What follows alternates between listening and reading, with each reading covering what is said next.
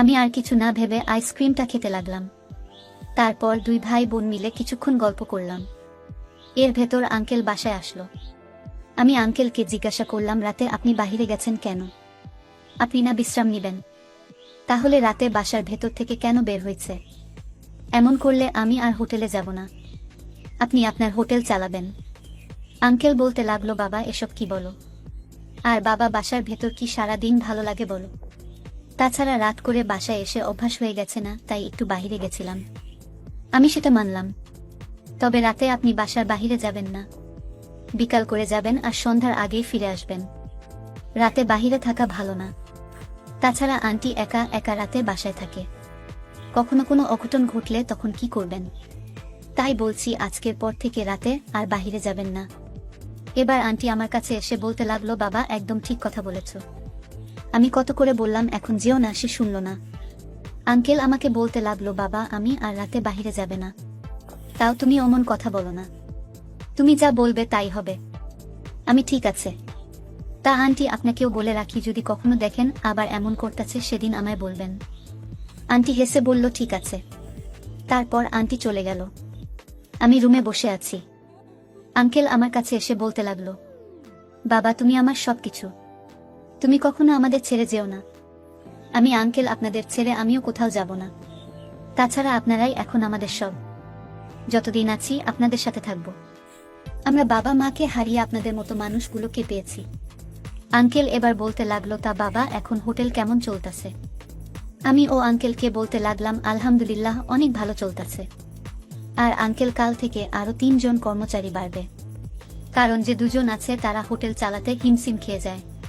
তাই তাদের বলেছি যেন আরো কর্মচারী নেয়। আঙ্কেল আমার কথা শুনে অনেক খুশি।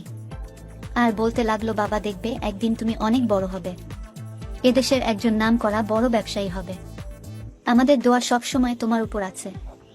তারপর আমি রুম থেকে বের হয়ে আন্টির কাছে গিয়ে বললাম, আন্টি রান্না কি শেষ হয়নি? আন্টি বলতে লাগলো, এই তো বাবা হয়েছে। তোমরা গিয়ে বসো, আমি আসতেছি খাবার নিয়ে। তারপর আমরা সবাই খাবার রুমে গিয়ে বসলাম। একটু পর আন্টি খাবার নিয়ে সবাইকে খাবার দিতে শুরু করে। খাওয়া শেষ করে আমি রুমে চলে আসলাম। তারপর আর কিছু না ভেবে ঘুমিয়ে পড়লাম। সকালবেলা ঘুম থেকে উঠে ফ্রেশ হয়ে নাস্তা করে হোটেল গেলাম। হোটেলে গিয়ে সবার সাথে মত বিনিময় করে আমি বসে আছি আর কর্মচারীদের কাজ করা দেখতাছি। তারা তাদের সর্বটুকু দিয়ে কাজ করতেছে। দেখতে দেখতে আরো কয়েকটা দিন চলে গেল। আমার সৎ মা আর বাবা আমাদেরকে খুঁজে হয়রান হয়ে পড়ে। কোথাও খুঁজে না পেয়ে আমার বাবা পত্রিকায় আমাদের ছবি দিয়ে বিজ্ঞাপন দেয়, কিন্তু আমাদের খোঁজ পায় না। এখন আমার সৎ মা এতটা ভেঙে পড়েছে যে আমাদের কথা মনে হতেই কান্না করে। আসলে কথায় আছে, সময় থাকতে কেউ মূল্য দেয় না। ঠিক তেমনি হয়েছে আমার সৎ মায়ের। যখন তার কাছে ছিলাম তখন পর ভেবে অনেক অত্যাচার করেছে দিনের পর দিন, কিন্তু এখন আমরা তার কাছে নেই। এখন বুঝতাছে আমাদের মূল্য তার কাছে কত বেশি। তবে সে মূল্যের কোনো দাম নাই। এভাবে দেখতে দেখতে 2 মাস পার হয়ে গেল। আমি এখন হোটেলটা বড় করেছি আর হোটেলে এখন কর্মচারী 100 জন, যার ফলে আমার হোটেলের ব্যবসাটা খুব ভালো যাচ্ছে। একদিন হোটেল থেকে ফেরার পথে রাস্তার পাশে একটা দেওয়ালের দিকে তাকাতেই আমি দাঁড়িয়ে যাই। দেওয়ালে আমার আর মায়ের ছবি দিয়ে বিজ্ঞাপন দেওয়া হয়েছে। আমি দেখে কান্না করব না হাসবো কিছুই ভেবে পাচ্ছি না। তাই আমি দেওয়ালের কাছে গিয়ে লেখাগুলো ভালো করে পড়লাম। তারপর মনে মনে বললাম, যাক বাবা, তাহলে আমাদের খোঁজ করা শুরু করে দিচ্ছে। কিন্তু খোঁজে কোনো লাভ হবে না। সে তো নিজের মুখে বলেছে বাড়ি থেকে বের হয়ে যেতে। তাহলে কেন আমাদেরকে পাওয়ার জন্য বিজ্ঞাপন দিচ্ছে? আমরা তো তার কথাতেই বের হয়ে এসেছি। তবে এখন আর কোনোভাবেই তাদের কাছে ফিরব না। আমি প্রতিষ্ঠিত হয়ে তারপর তাদের কাছে ফিরব। দেখিয়ে দিব আমিও পারি। আমি আর এক মুহূর্ত দাঁড়িয়ে না থেকে সোজা বাসায় চলে গেলাম। বাসায় যেতে না যেতেই আন্টি বলল, বাবা আজকাল তো তোমার কোনো খবরই পাওয়া যায় না। আগের মতো আর আমাদের সময় দাও। আমি এসব কি বলেন আন্টি? আর আপনি এসব বলতে পারলেন? আমি না প্রতিদিন আপনার সাথে গল্প করি। আসলে আন্টির সাথে তেমন আর কথা হয় না। সেই সকালে নাস্তা করে হোটেলে যাই, আবার রাতে ফিরি, তাই আন্টিকে বেশি সময় দিতে পারি না। এজন্য আন্টি কথাটা বলতেছে। আমি আন্টিকে বললাম, আমি আপনাকে সময় দেই না, তাহলে আজ সারা রাত বসে আপনার সাথে গল্প করব, এবার খুশি তো? আন্টি বলতে লাগলো, সত্যি তো? আমি বললাম হ্যাঁ। তারপর মায়া এসে বলতে লাগলো, ভাইয়া কখন আসলে? আর আন্টি তোমারে কি বলে? আমি মায়াকে বলতে লাগলাম কি আর বলবে, আমি নাকি তাকে সময় দেয় না, তাই আন্টি আমার উপর মন খারাপ করে আছে। মায়া এবার বলল, আন্টি তো ঠিকই বলেছে, তুমি আমাদের আর আগের মতো সময় দাও না। সারাদিন তো হোটেলে থাকো, রাতে এসে খেয়েই ঘুমিয়ে যাও। আমি ও তুই আন্টির সাথে। আচ্ছা, আজ না ঘুমিয়ে তোদের সাথে আড্ডা দিব কেমন? এবার মায়া বলল, সত্যি দিবা তো? আবার খেয়ে বলবা না যে ঘুম পাচ্ছে, তা কিন্তু হবে না। আমি ঠিক আছে, হবে না। তারপর রুমে গিয়ে ফ্রেশ হয়ে আঙ্কেলকে উদ্দেশ্য করে বললাম, আঙ্কেল আপনার শরীর কেমন আছে?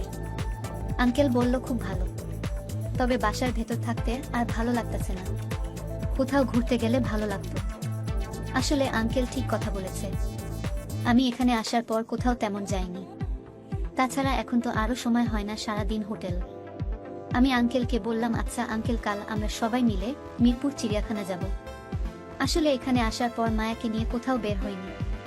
তাছাড়া আপনাদের কেউ হোটেলে থাকার জন্য তেমন সময় দিতে পারিনি, তাই সবার কথা ভেবে ভাবলাম একটা দিন যদি তাদের সময় দেই, তারাও খুশি থাকবে, আমার ও তাদের সময় দেওয়া হবে। এবার আঙ্কেল বলল, ঠিক আছে বাবা, তাহলে কালকে আমরা সবাই ঘুরতে যাব। এবার আমি আন্টির কাছে গেলাম আর বলতে লাগলাম, কাল সারাদিন আপনাদের নিয়ে ঘুরবো। আন্টি ও মা আমার পাগল ছেলে কয় কি? এদিকে আমার কাছে মায়া এসে বলতে লাগলো, তুমি নাকি কাল আমাদের নিয়ে ঘুরতে যাবে? আমি নিয়ে যাব, তাই তো আন্টিকে বলতে আসলাম। মায়া খুশিতে নাচতে লাগলো, আন্টিকে দেখে লজ্জা পেয়ে আবার রুমে চলে গেল। আন্টি এসব কাণ্ড দেখে মুচকি মুচকি হাসতে লাগলো। আমি আন্টিকে বললাম, আন্টি ক্ষুধা লাগছে, খেতে দেন। আন্টি আমাকে বলল, তোমরা সবাই গিয়ে বসো, আমি আসতেছি। তারপর আমরা সবাই খাওয়ার রুমে গিয়ে বসলাম। তারপর আন্টি খাবার নিয়ে আসলে সবাইকে খাবার দিতে লাগলো। খাওয়া দাওয়া শেষ করে রুমে আসলাম। কিছুক্ষণ রুমে বসে থাকেই আন্টি আর মায়া এসে হাজির। আমি বললাম, কি হয়েছে আন্টি? এবার মায়া বলতে লাগলো, 1 ঘন্টা আগে আমাদের কি বলছো মনে নাই? তাহলে এখন জিজ্ঞাসা করো কেন? আমি মায়ের কথাতে বুঝতে পারলাম এরা আমায় আজ ছাড়বে না, তাই আমি বললাম, ঠিক আছে। তারপর আমি মায়া, আন্টি আর আঙ্কেলকে নিয়ে বসে পড়লাম। তারপর রাতে আসার সময় বিজ্ঞাপন দেখেছিলাম, সে কথাগুলো বলতে লাগলাম। দেখি মায়া আমার জড়িয়ে ধরে কান্না করতেছে আর বলতাছে, এতদিনে তাহলে আমাদের কথা মনে পড়েছে। আমি, হ্যাঁ রে বোন, তবে মনে পড়ে কি আমরা আর ওই বাড়িতে যাব না? যেখানে আমাদের কেউ নাই সেখানে কেন যাব? আন্টি এবার কান্না সরে বলতে লাগলো, বাবা তুমি কি আমাদের ছেড়ে চলে যাবে? তোমরা চলে গেলে আমরা নিঃস্ব হয়ে যাব। আমি বলতে লাগলাম, আন্টি এসব কি বলতেছেন? আগেই বলেছি আপনাদের ছেড়ে আর কোথাও যাব না। যদি এমন করেন তো তাহলে সত্যি সত্যি যাব। আন্টি আর কিছু না বলে চুপ হয়ে গেল। আমি এবার মায়াকে বললাম, রাত অনেক হয়েছে, এবার গিয়ে ঘুমা। তারপর মায়া আর আন্টি চলে গেল, আমিও শুয়ে পড়লাম। সকালবেলা ঘুম থেকে উঠে ফ্রেশ হয়ে নাস্তা করলাম। তারপর সবাইকে বললাম, তাড়াতাড়ি রেডি হয়ে নাও। কথাটা বলে রুমে চলে গেলাম। এদিকে আমার বাবা মা একের পর এক জায়গা খোঁজ করে, কিন্তু কেউ কোনো খোঁজ দিতে পারে।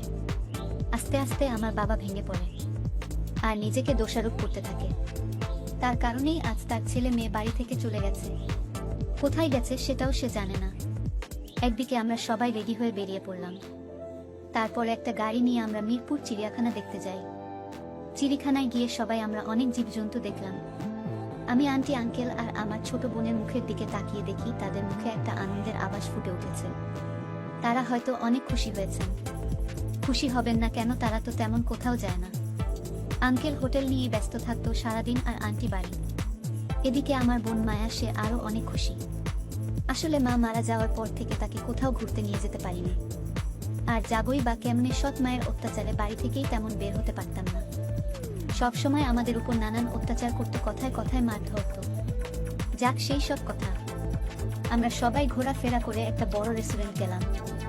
সেখান থেকে খাওয়া দাওয়া করে আরো অনেক জায়গায় ঘুরে বিকেল বেলা বাসায় চলে আসলাম। তারপর রুমে গিয়ে বিছানায় গা এলান দিতেই চলে গেলাম ঘুমের রাজ্যে।